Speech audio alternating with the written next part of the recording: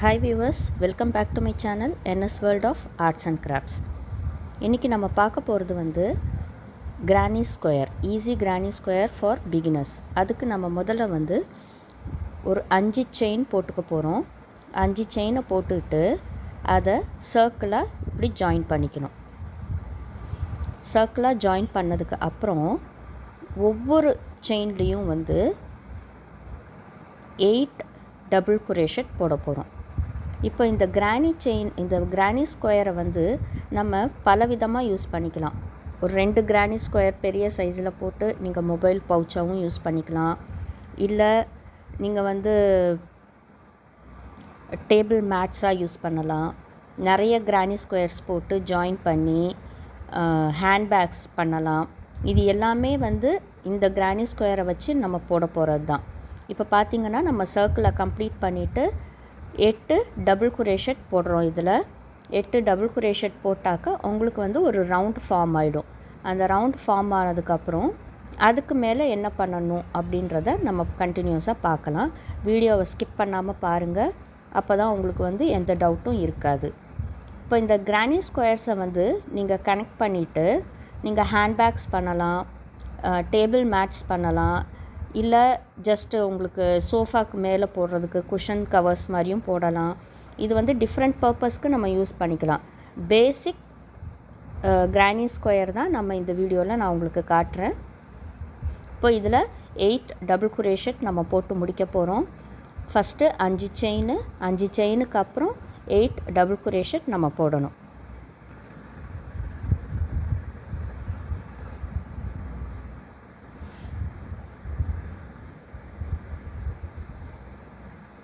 இப்போ 8 டபுள் குரேஷட் போட்டு முடித்தோடனே slip stitch போட்டு அதை நம்ம அந்த சர்க்கிளில் அட்டாச் பண்ணிடுறோம். இப்போ பார்த்திங்கன்னா உங்களுக்கு கம்ப்ளீட் ஒரு சர்க்கிள் ஃபார்ம் ஆகிடும். இப்போ இந்த சர்க்கிளுக்கு அப்புறம் என்ன பண்ணணும் அப்படின்னாக்கா, அடுத்த கலரை எடுத்து அதில் ஜாயின் பண்ணி ஃபஸ்ட்டு 3 செயின்ஸ் போடணும். 3 செயின்ஸ் போட்டுட்டு ஒவ்வொரு டபுள் குரேஷட்லேயும் 5 செயின் நம்ம 5 டபுள் குரேஷட் நம்ம போடணும். ஸோ டோட்டலாக 8 இருக்குது இல்லையா? ஸோ 8 பெட்டல்ஸ் மாதிரி உங்களுக்கு ஃபார்ம் ஆகும். இப்போ பார்த்தீங்கன்னாக்கா, இப்போ முதல்ல 1 போட்டிருக்கேன் நான். இதே மாதிரி 5 போடணும். 5 போட்டு முடிச்சுட்டு அதை எப்படி பஃப் பெட்டல்ஸ் ஆக்கணும் அப்படின்றத நான் உங்களுக்கு சொல்கிறேன் பாருங்கள். 5 டபுள் குரேஷட் ஒரே செயினில் விட்டு போடணும். ஒரே செயினில் 5 டபுள் குரேஷட் போட்டதுக்கு அப்புறம் 5வது டபுள் குரேஷட் போட்டதுக்கப்புறம் என்ன பண்ணணுன்னா, அந்த செயினை நீங்கள் எடுத்து வெளியில் விட்டுறணும். எடுத்து வெளியில் விட்டுட்டு அதை ஃபஸ்ட்டு போட்டிங்க இல்லையா, அது கூட உள்ளே விட்டு எடுக்கணும். இப்போ உங்களுக்கு பார்த்திங்கன்னா புரியும். இப்போ 5வது போட்டுட்ருக்கோம். நம்ம 5 போட்டு முடித்தோடனே இது மாதிரி செயினை வெளியில் எடுத்து விட்டுறணும். விட்டுட்டு இங்கே ஃபஸ்ட்டு செயின் நம்ம போட்டோம் இல்லையா, அந்த செயின்குள்ளே நீடில் விட்டு அந்த மேலே எடுத்து விட்டுருக்க செயின் இருக்குது இல்லையா, அதை உள்ளே விட்டு நீங்கள் ஃபுல் டைட்டன் பண்ணிங்கனாக்கா உங்களுக்கு ஒரு பஃப் பெட்டல் வந்துடும். இது மாதிரி இந்த பூக்கு நம்ம 8 பஃப் பெட்டல்ஸ் போட போகிறோம். இப்போ பார்த்திங்கன்னா உங்களுக்கு தெரியும். Repeat the same for 8 times, அதாவது 8 பெட்டல்ஸ் உங்களுக்கு வந்துடும். அந்த பஃப் பெட்டல் போட்டு முடித்தோடனே 3 செயின்ஸ் போடணும். 3 செயின்ஸ் போட்டுட்டு மறுபடியும் அடுத்த செயினில் 5 டபுள் குரேஷட் போடணும். இதே மாதிரி எல்லா சைடும் போட்டுகிட்டே வந்தீங்கன்னாக்கா மொத்தம் உங்களுக்கு 8 பெட்டல்ஸ் வந்துடும். இப்போ செகண்ட் பெட்டலுக்கும் நான் உங்களுக்கு சொல்கிறேன். ஃபஸ்ட்டு ஒரு டபுள் குரேஷட் ஆகிடுச்சு. Second double crochet. இப்போ தேர்ட்.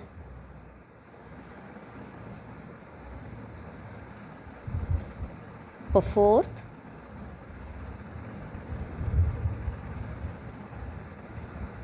இப்போ ஃபிஃப்த்து. இப்போ இந்த ஃபிஃப்த்து முடித்தோடனே அந்த செயினை இழுத்து மேலே விட்டுறணும். விட்டுட்டு இங்கே ஃபஸ்ட்டு போட்டிங்க இல்லையா, அந்த செயின்குள்ளே நீடில் விட்டு அதை டைட்டன் பண்ணி வெளியில் எடுக்கணும். பாருங்கள், இந்த செயின்குள்ளே நீடில் விட்டுட்டு அங்கே நீங்கள் இழுத்து வச்சுருக்கிற அந்த செயினை இதில் டைட்டன் பண்ணி வெளியில் எடுக்கணும். எடுத்திங்கனாக்கா உங்களுக்கு வந்து பஃப் பெட்டல் ஃபார்ம் ஆகிடும். இதே மாதிரி ஒவ்வொரு செயினுக்கும் ஒரு பஃப் பெட்டல் போட்டுட்டு வந்தீங்கனாக்கா டோட்டலாக உங்களுக்கு வந்து 8 பெட்டல்ஸ் ஃபார்ம் ஆகும். ஒவ்வொரு பெட்டலுக்கு நடுவுலையும் 3 செயின்ஸ் நீங்கள் ரிப்பீட்டடாக போட்டுக்கிட்டே வரணும். போட்டுகிட்டே வந்து முடித்ததுக்கப்புறம் நான் உங்களுக்கு காட்டுறேன்.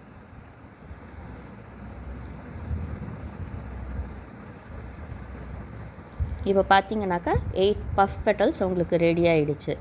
இப்போது இந்த த்ரெட்டை வந்து சிங்கிள் ஸ்டிச் போட்டு நீங்கள் எடுத்து விட்டுறணும். எடுத்து விட்டுட்டு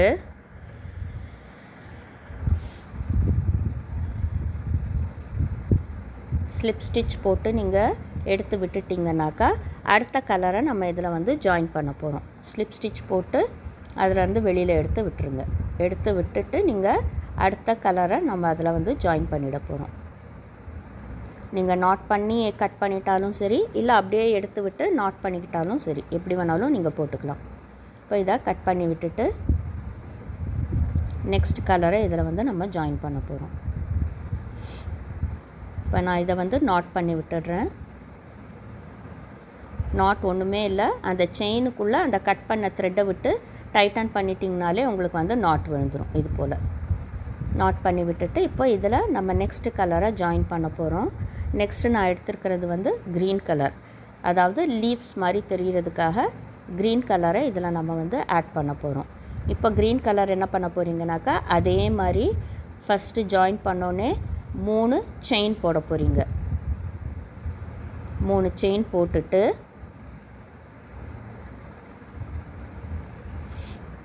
முதல்ல ஜாயின் பண்ணிக்கோங்க. நீங்கள் நாட் போட்டு கூட ஜாயின் பண்ணிக்கலாம். இப்போ நான் வந்து நாட் போடலை, அப்படியே வச்சு செயினை டைட்டன் பண்ணி போட்டு வரேன். 3 செயின் போட்டாச்சு.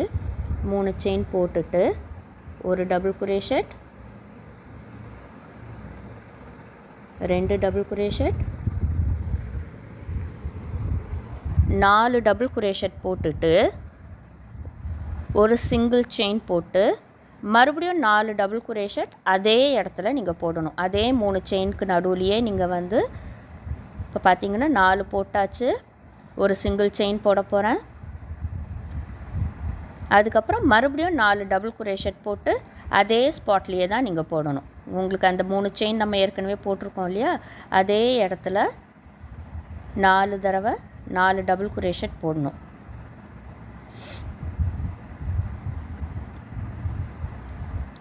நாலு டபுள் குரோஷெட் போட்டுட்டு இப்போது அடுத்ததுக்கு செயினே போட தேவையில்லை, அப்படியே இன்னொரு 4 டபுள் குரோஷெட் வந்து பக்கத்தில் அதுக்கு பஃப் பெட்டலுக்கு நெக்ஸ்ட்டில் நம்ம 3 செயின் போட்டிருக்கோம் இல்லையா. இப்போ பாருங்கள், இங்கே 4, நடுவில் ஒரு செயின், இங்கே 4 முடிஞ்சிருச்சா. இப்போ அடுத்த செயின் போட்டிருக்கோம் இல்லையா, அந்த அடுத்த பஃப் பெட்டலுக்கு அடுத்தது 3 செயின் போட்டிருக்கோம் இல்லையா, அந்த இடத்துல 4 டபுள் குரோஷெட் போட போகிறோம்.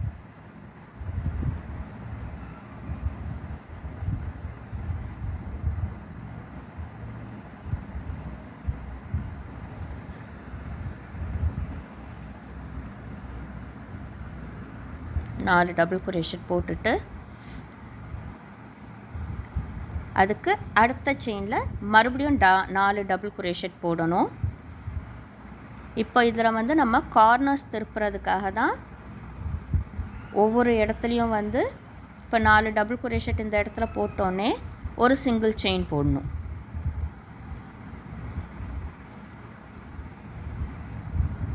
நாலு போட்டாச்சு, ஒரு சிங்கிள் செயின் போட்டு மறுபடியும் அதே கேப்பில் 4 டபுள் குரோஷெட் போட போகிறோம்.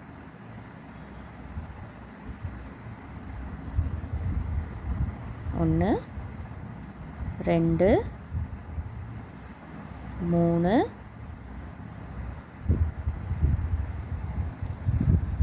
4 டபுள் குரோஷெட் போட்டாச்சு. இப்போது மறுபடியும் அதுக்கு பக்கத்தில் இருக்கிற செயினில் 4 டபுள் குரோஷெட். இப்போ இதில் எப்படின்னு பார்த்தீங்கன்னாக்கா ஃபஸ்ட்டு 4 டபுள் குரோஷெட், ஒரு செயின், மறுபடியும் 4 டபுள் குரோஷெட் ஒரே செயினில் போட போகிறோம். அடுத்த கேப்பில் 4, அதுக்கு அடுத்த கேப்பில் மறுபடியும் 4 டபுள் குரோஷெட், ஒரு செயின், மறுபடியும் 4 டபுள் குரோஷெட். அதே மாதிரி போட்டு முடிச்சிங்கனாக்கா உங்களுக்கு வந்து ஒரு ஸ்கொயர் மாதிரி ஃபார்ம் ஆகிடும். இப்போ போட்டு முடிச்சுட்டு உங்களுக்கு காட்டுறேன் பாருங்கள். இப்போ 4 முடிச்சாச்சு. இப்போ அடுத்ததில் மறுபடியும் நம்ம வந்து 4 போட போகிறோம். இப்போ செயினே தேவையில்லை. அதுக்கப்புறம் மறுபடியும் 4 போட்டு ஒரு செயின், மறுபடியும் 4 டபுள் குரோஷெட். இது போட்டிங்கனாக்கா உங்களுக்கு வந்து ஸ்கொயர் ஃபார்ம் ஆகிடும். இதுக்கு மேலே நீங்கள் எந்த சைஸுக்கு தேவையோ அந்த சைஸுக்கு சேம் ப்ராசஸை ரிப்பீட் பண்ணிக்கிட்டே போகணும். இதே தான் உங்களுக்கு வந்து கிரானி ஸ்கொயர்னு சொல்லுவாங்க. இது நடுவில் ஃப்ளார் வச்சா மாதிரி நான் உங்களுக்கு போட்டு காமிச்சிருக்கேன். இதே மாதிரி நீங்கள் வந்து கண்டினியூஸாக போட்டுக்கிட்டே போகணும்.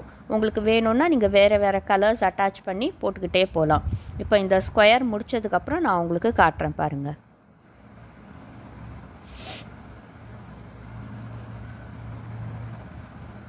இப்போ அடுத்ததில் போடுறோம் நம்ம.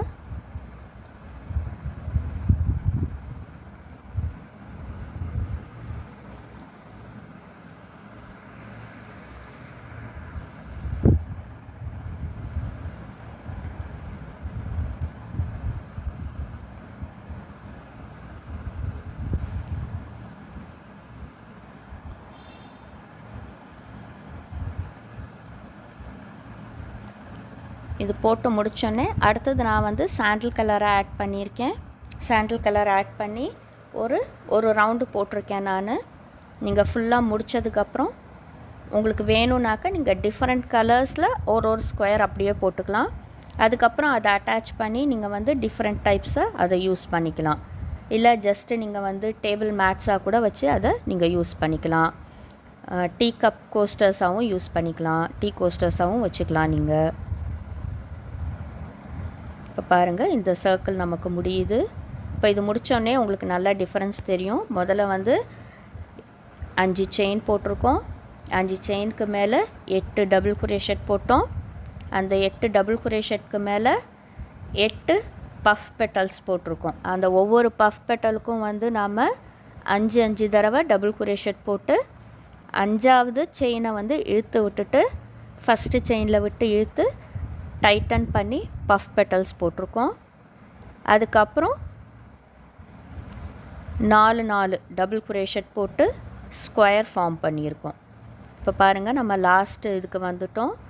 லாஸ்ட் இதில் வந்துட்டு இப்போது ஜஸ்ட் ஒரு ஸ்லிப் ஸ்டிச் போட்டு அந்த ஸ்கொயரை கம்ப்ளீட் பண்ணுறோம்.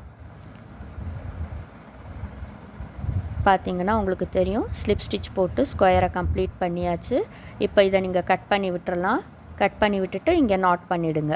நாட் பண்ணிவிட்டு நீங்கள் ஜஸ்ட் இதுவே போதும் அப்படின்னு ஃபீல் பண்ணிங்கனாக்கா இதுவே வந்து உங்களுக்கு ஜஸ்ட் ஒரு கிரானி ஸ்கொயராக தான் ஃபார்ம் ஆகும்.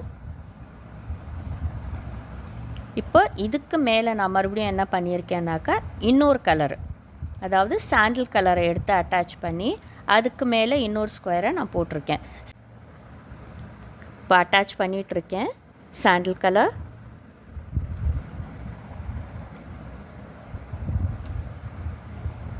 ஒரே இடத்துல 4 டபுள் குரோஷெட் போடணும். அதுக்கப்புறம் ஒரு சிங்கிள் செயின்,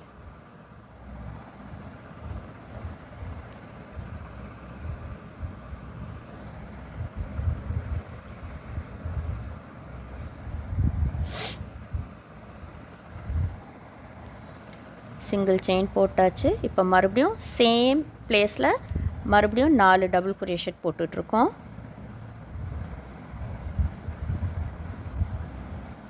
அதே இடத்துல 4 டபுள் குரோஷெட்.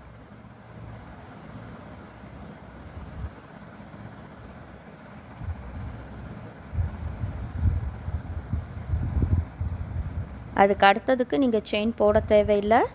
அடுத்த கேப்பில் வந்து மறுபடியும் 4 டபுள் குரோஷெட் போடணும்.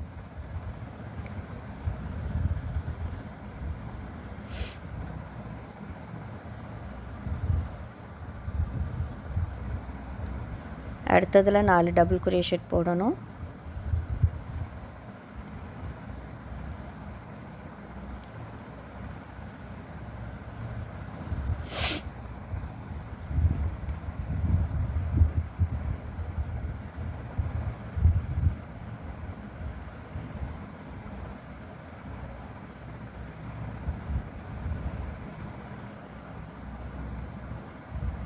சேம் பிளேஸில் 4 டபுள் crochet போட போகிறோம். அதுக்கு அடுத்ததில் மறுபடியும் 4 டபுள் crochet போட போகிறோம். அதே போல் அந்த ஃபுல் ஸ்கொயரை நம்ம கம்ப்ளீட் பண்ணணும்.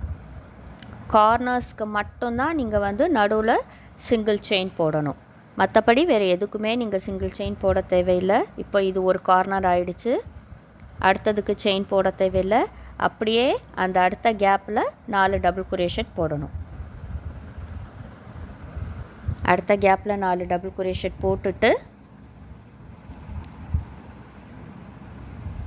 செயின் எதுவும் போடாமல் மறுபடியும் அதுக்கு அடுத்த கேப்பில் 4 டபுள் crochet போடணும். கார்னர்ஸ் வரும்போது மட்டும் ஒரே ஸ்பாட்டில் 8 டபுள் crochet வரும். நடுவில் ஒரு செயின் வரணும். 4 + ஒரு செயின் மறுபடியும் 4. அப்படி போட்டால் தான் உங்களுக்கு வந்து அந்த கார்னர்ஸ் உங்களுக்கு தெரியும். இப்போ பார்த்திங்கன்னா 3வது போட்டுட்ருக்கோம் நம்ம. இது போட்டு முடித்தோடனே நான் உங்களுக்கு அந்த ஃபுல் ஸ்கொயரை கம்ப்ளீட் பண்ணிவிட்டு நான் உங்களுக்கு காட்டுறேன் பாருங்கள்.